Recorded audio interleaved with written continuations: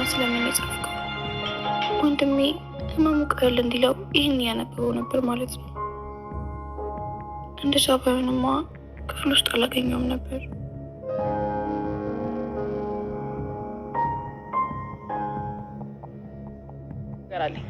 ገንዘብ ብቻ ነው እንጂ የምተማመንበት የማይጥለኝ ቤተሰብ አለኝ። ደስታ አለኝ፣ ሰላም አለኝ። ግን ገንዘብ ከሌለሽ ይሄ ሁሉ ነገር ቢኖርሽ ምን ጥቅም አለው? እኔ እኮ ነኝ የማኖራችሁ። ደጋግመሽ ይህንን ቃል አትናገሪ። አንቺም የምትኖሪው በእኛ ነው። እሺ ምን አልሽ አንቺ? ጫፍን እንዳትነኪ፣ ተከበሪ። ያለሽው መንገድ ላይ ነው። እሺ እንዳትዋረጂ። መሲ አንቺን እኮ በአንድ ማስረጃ ብቻ ላጠፋሽ እችላለሁ። ገባሽ? ተይ እንጂ። እንደዛ ነው የሚሰማሽ? አዎ በሚገባ እንደዛ ነው የሚሰማኝ።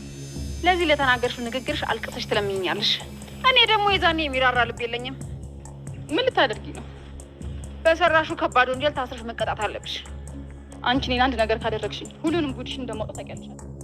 እዚህ በስተመጨረሻም እንግዲህ ለወይዘሮ ሄለን እኔን አንድ ነገር ካደረግሽኝ ያንቺን ጉድ ነው እንዳለ አውጥቼ የምዘረግፍልሽ በማለት እንግዲህ ወይዘሮ ሄለንን አስፈራርታታለች ማለት ነው።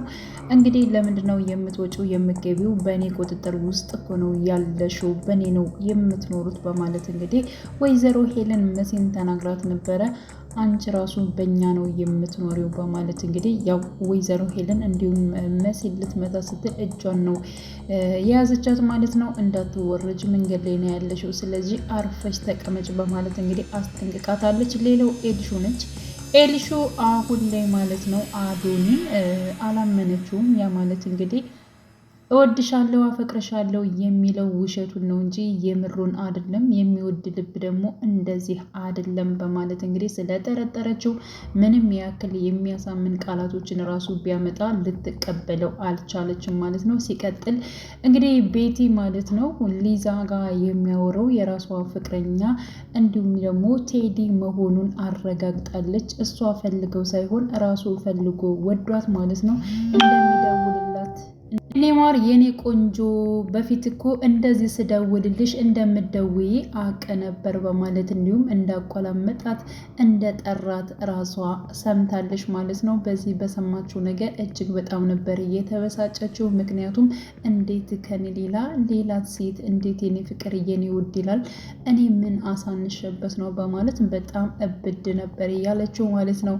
እና አሁን ላይ አዶኒ ወደ ክፍለ ሀገር መሄድ ፈልጓል። ያናገረው እንግዲህ ራሱ መኩን ነው ማለት ነው። ከዚህ በፊት ያው ኑኑን እንዳናገራት እና ኑኑ እንድትወስደው ፈልጎ ነበረ። ግን ደግሞ ኑኑ እንደማችል ሲያቅ ማለት ነው አሁን ላይ ወደ መኩ አዝሯል ማለት ነው። መኩ እንድትወስደኝ እፈልጋለሁኝ፣ ከዛ የምሰራቸው ነገሮች አሉ፣ የበፊቱን ነገር አሁን ላይ እንደገና ጀምሬዋለሁ፣ ነገሮቹ እየተሳኮሉኝ ነው፣ ስለዚህ የግድ ትወስደኛለህ በማለት እንግዲህ ጠይቆታል።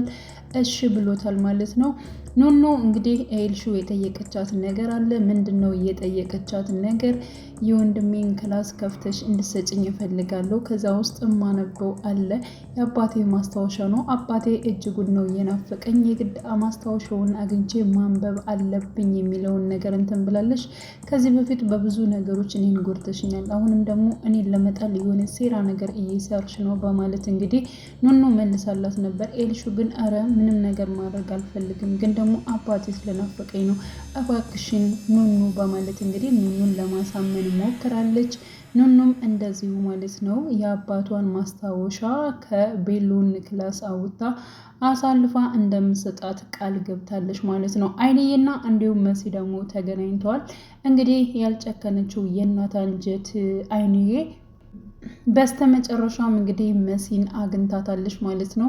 መሲ ጋር የተገናኘችው እጅግ በጣም ያደረገችው ድርጊት ከባድ ቢሆንም ግን ደግሞ ልጅ የወደቅሽበትን ማየት ስለምፈልግ ነው፣ እንዴት ሆነሽ ይሆናል ከሳሽ ጠቆርሽ እያለቻት እንግዲህ መሲንም እያየቻት ትገኛለች ማለት ነው። እና አሁን ላይ ማለት ነው ኤልሹ የአባቷን እንግዲህ ማስታወሻ ታነበዋለች። በነገራችን ላይ ያንን ማስታወሻ እንዳታነበው ወይንም ደግሞ እንዳታገኘው ቤሎን በጣም እጥረት እያደረገ ነበር። ምክንያቱም ካነበበችው በጣም ብዙ ነገሮች ማወቅ የሌለባትን ነገሮች ስለምታውቅ እንዲሁም ደግሞ ስለ እሷ ማለት ነው አባቷ ምን እንዳለ ምን እንደጻፈ ያለውን ነገር ማየት ነው የፈለገችው። ስለዚህ ወንድሟ ለእሷ ብሎ ነበር ነገሮቹን የደበቀው።